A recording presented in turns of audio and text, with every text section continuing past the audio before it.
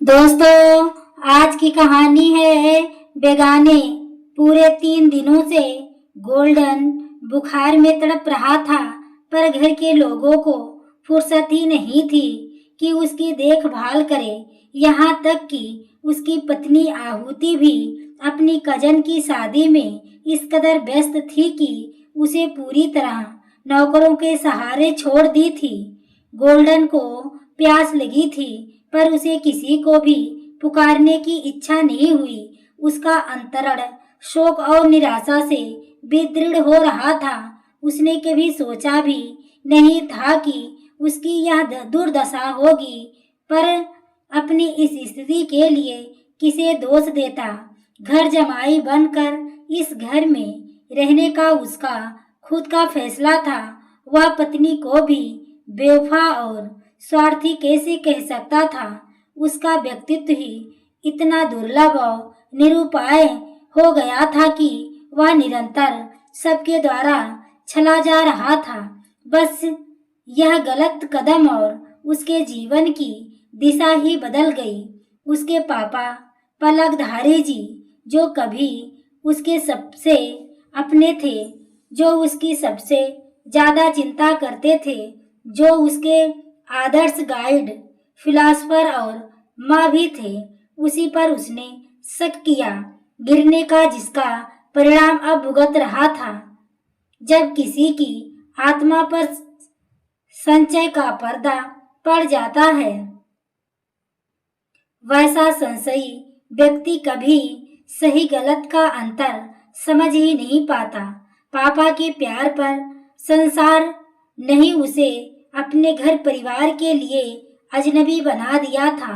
आज उसे अपनी माँ सुशीला जी की बहुत याद आ रही थी, जो उसकी छोटी खुशी के लिए भी अपनी बड़ी से बड़ी खुशी कुर्बान करने के लिए हमेशा तैयार रहती थी। उसकी एक पुकार पर अपने सारे काम छोड़ उसके आगे पीछे दौड़ती रहती। कभी उसे हल्का सा बुखार भी आ जाता तो वह कभी उसके सिर सहलाती, कभी पैर दबाती। इस बात के लिए पापा अक्सर उन्हें समझाते, थोड़ा बहुत बुखार हो जाना सामान्य है, ऐसी बात है, इसमें घबराने की क्या बात है। तुम्हारे इस तरह घबराने से मैं भी नर्वस हो जाता हूँ। और उसे स्कूल में आने में जरा भी देर हो जाती तो वह सड़क पर आ खड़ी होती। उनका सुबह से शाम तक का समय उसी के इर्द गिर्द उसके आराम का ख्याल करते गुजरा। उनका यह जुनून देख पापा कहते, तुम्हारा इतना ज्यादा लाड प्यार इसे जरूर बर्बाद कर देगा। पर माँ का अटल विश्वास था कि उसका बेटा एक दिन बहुत बड़ा आदमी बनेगा। 10वीं में जब उसे 93% मार्क्स मिले, उनकी खुशी का ठिकाना ना रहा। पूरे मोहल्ले में मिठाई बंटवाई, पर जल्द ही उनकी खुशियों को किसी की नजर लग गई। उन्हें लीवर का कैंसर हो गया। जैसे ही डॉक्टरों ने उनके जीवन को 3 महीना में सीमित कर दिया, उन्हें सबसे ज्यादा यही चिंता खाए जा रही थी कि उनके बाद उनके बेटे का उनकी तरह ख्याल कौन रखेगा। एक बात उन्हें अच्छी तरह समझ में आ रही थी कि उनके जीवन में वक्त और हालात दोनों बदल गए थे, जो अब उनके बस में नहीं था। काफी सोच समझकर अपने बचपन की सहेली और दूर के रिश्तेदार से बहन पूनम को अपने 5 वर्षीय बेटी गौरी के साथ अपने पास बुला ली थी। पूनम का असमय ही विधवा हो गई थी और बेटी के साथ कोई आश्रय ढूंढ रही थी। हालत ऐसी थी कि दोनों को एक दूसरे की जरूरत थी, इसलिए दोनों के बीच एक अपना तुम्हारा रिश्ता कायम हो गया था। सुशीला के ऐसे दुर्भाग्यपूर्ण कठिन समय में पूनम ने उसके पूरे घर परिवार को अच्छी तरह संभाल लिया था, तो सुशीला जी ने भी गौरी को एक अच्छे स्कूल में एडमिशन दिलवा दिया। उसकी सारी जिम्मेदारी उठा ली थी। धीरे धीरे दोनों माँ बेटी उस परिवार का अभिन्न अंग बन गए। पूनम को गोल्डन का पूरा ख्याल रखती और पुत्रवत प्रेम करते देख सुशीला जी ने उसे वादा लिया था कि उसके नहीं रहने पर वह उसके पुत्र को छोड़कर कहीं नहीं जाएगी, ताकि वह निश्चिंत हो इस दुनिया को छोड़ सके। सुशीला से वादा लेने के महीना भर बाद ही वह काल के गाल में समा गई थी। सुशीला के नहीं रहने पर पूनम ने अपना वादा निभाया। गोल्डन की देखभाल के साथ साथ उसकी मानसिक संबल भी दिया। उसकी माँ की इच्छा पूरी करने के लिए प्रोत्साहित करती रहती। माँ के जाने के बाद गोल्डन पूरी तरह टूट गया था। माँ को भूलना उसके लिए आसान नहीं था। वह उसके रूह की गहराइयों से जुड़ी थी। फिर भी उसने अपना पूरा ध्यान और शक्ति पढ़ाई में लगा दिया, क्योंकि उसे अपनी माँ की इच्छा जो पूरी करनी थी। उसकी मेहनत रंग लाई और उसका एडमिशन आईआईटी बंगलौर में हो गया। जाकर वहाँ ऐसा पढ़ाई में रम गया कि कम ही घर आता। घर आते ही उसे माँ की यादें विकल कर देती। उसके समझ में नहीं आता विधाता ने उसकी माँ के जीवन यात्रा बीच में ही समाप्त क्यों कर दी। उनके साथ अन्याय किया। गांव से दादी आ गई थी उसके पापा की देखभाल के लिए, पर माँ की मृत्यु ने उसके पापा को भी मानसिक रूप से पूरी तरह तोड़कर बिखेर दिया था। फिर भी वहाँ गोल्डन की देखभाल उसकी जरूरत को पूरा करने के लिए पहले से ज्यादा तत्पर रहते। एक पूनम मौसी ही थी जो कुल जमा 3 सदस्यों के बीच कड़ियाँ जोड़ती रहती। जब वह इंजीनियरिंग की फाइनल ईयर में था, उसे पटना में रहने वाले उसके एक दोस्त कुलबीर ने सूचित किया कि उसके पापा ने पूनम मौसी से शादी कर लिए।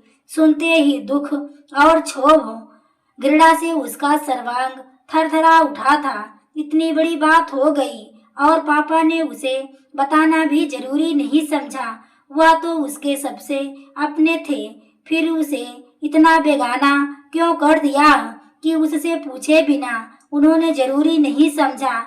उसके अंदर उथल पुथल सी मची हुई थी। फिर भी उसने पापा को फोन नहीं किया। 2 दिनों बाद उसे पापा का भेजा हुआ लिफाफा मिला। उसे समझते देर नहीं लगी। फोन से बोलने की हिम्मत नहीं है, लिख कर भेजा है। गुस्से में लिफाफे की टुकड़े टुकड़े कर डस्टबिन में डाल दिया। रात भर माँ को याद कर निशब्द रोता रहा। दूसरे ही दिन उसके मन ही मन फैसला कर लिया, वह कभी लौट कर पटना नहीं जाएगा। पापा ने उसे समझाने की बहुत कोशिश की। बंगलौर तक आए और मौन साधे प्रतिक्रिया विहीन बैठा रहा। उसके मुख आंखों का उपालंब पापा को भी अंदर तक आहत कर पापा ने उसे बहुत समझाया कि शादी से तुम्हारे जीवन में कोई अंतर नहीं आया, सब कुछ पहले जैसा ही। आज भी हम दोनों तुम्हारे उतने ही अपने हैं जितना कि शादी के पहले। पर वह नहीं माना तो नहीं माना। पापा की शादी करते ही उसे वह बेगाने लगने लगा था। जो पूनम मौसी में कभी उसे माँ के दर्शन होते थे, अब छलनामयी में भी माता नजर आने लगी थी। इस उम्र में पापा का शादी करना उसकी नजरों में एक मर्यादाहीन आचरण था, जो लोगों की नजरों में उसे शर्मसार कर रहा था। बंगलौर आ गया था। घर के सभी लोग परेशान थे। वह भी काफी अकेला और दुखी रहने लगा था। इस दौरान अपने साथ काम करने वाले अजय से कुछ ज्यादा ही जुड़ गया था। अजय के घर उसे पनाह मिली। अजय की माँ के लिए वह बहुत जल्दी अपने बेटों से भी ज्यादा प्यार हो गया। भयंकर तूफान के गुजर जाने के बाद वह परिवार घर से बिछड़ पक्षी उसे बहेलियों को भी अपना मान लिया। जो जाल बिछाए उसे फंसाने के लिए बैठा था। फिर तो अजय की माँ प्रभुदेई ने झटपट अपनी बेटी आहुति को अंगूठी पहनवाने में देर नहीं लगाई। घर बैठे बिना किसी दान दहेज के मिले इस दामाद को उसे घर में खूब मान सम्मान और प्रेम मिला। आहुति भी खुश रहती। ससुराल की वर्जनाओं से मुक्त यहाँ घूमने फिरने की पूरी आज़ादी थी। गोल्डन ने भी शहर से वही रहने का फैसला ले लिया, पर जल्द ही गोल्डन को यह एहसास होने लगा था कि घर में जाने चाहे वह जितना भी खर्च करे, उसका मान सम्मान घर के बेटों सा नहीं था। साथ ही मायके में रहने के कारण पत्नी का बड़बोलापन भी बढ़ रहा था।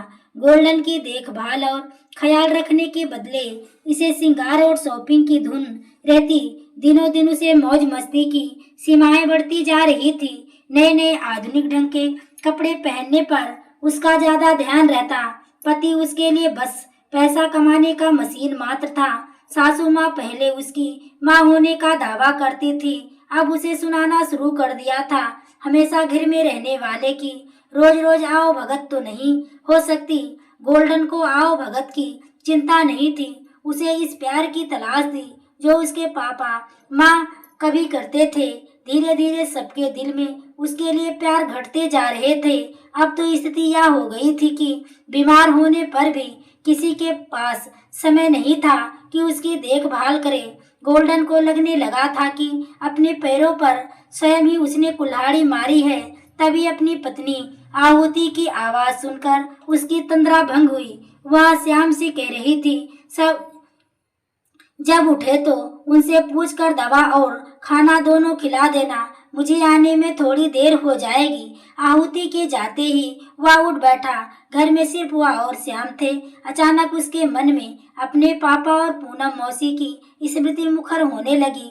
उनका प्यार याद कर उसका मन विकल हो उठा। वह तुरंत उठकर कपड़े बदलकर कुछ कपड़े बैग में डालकर ड्राइवर को गाड़ी निकालने के लिए बोला और अपमान का दंश झेलना उसे गवारा नहीं था। ऑफिस से पूरे 1 महीने की छुट्टी ली। इस समय लखनऊ के लिए रवाना हो गया। रात भर के सफर के बाद सुबह के उजास करने के बाद वह लखनऊ पहुंच गया। वहां पहुंचते हुए ऐसा लगा जैसे वहां के कड़ उसे पुकार रहा है। इस धरती आकाश और हवा में जाने की सी संजीवनी थी कि उसके सारे दुख संताप और बीमारियां लखनऊ की धरती पर पहुंचते ही जाने कहाँ लुप्त हो गई। जैसे ही कार आकर उसके अपने घर के गेट के सामने रुका, अपना वह पुराना घर उसे किसी आत्मीय स्वजन से कम नहीं लगा। अनायास उसकी आंखें भर आई। गेट खोलकर अंदर आया तो सामने की पथरीली आंगन में बैठी पूनम मौसी चावल बिन रही थी। पहले की तरह अपने काम में मगन उन्हें पता ही नहीं चला कब उसके बगल में गोल्डन खड़ा हुआ। जैसे ही उसने झुककर मौसी के चरण स्पर्श किए, चौंक कर उठाया तो सामने गोल्डन को देख थोड़ी देर के लिए एकटक देखती रही, फिर उसे खींचकर सीने से लगाकर फूट फूट कर रो पड़ी। आहट सुन पापा भी बाहर आ गए। उसे देख उनकी आंखें भी छलक आई। उसे लिए हुए घर के अंदर आ स्नेह से उसकी पीठ थपथपाते हुए उसके करीब आकर बैठ गए। उसे लगा अपने ऐसे होते हैं जिन्हें अपने मान अपमान से ज्यादा अपनों की चिंता होती है, जिन्हें अपने रिश्ता तोड़ने के बदले झुकना पसंद होता है। वर्षों बाद ढेर सारा प्रेम स्नेह और अपनापन पाकर वह आत्मविभोर हो गया। घर जाकर उसे बेहद शांति का अनुभव हुआ। जीवन में मिले अपमान, ठोकरें और बेगानेपन उसे अपनों का महत्व समझा दिया था। एक दिन जिस घर से उसे विरक्ति हो गई थी, आज वही घर उसे प्यार का सागर नजर आ रहा था। रात में खाना खाने के बाद मौसी ने उसका बिस्तर उसके इस पुराने चिर परिचित कमरे में लगवा दिया।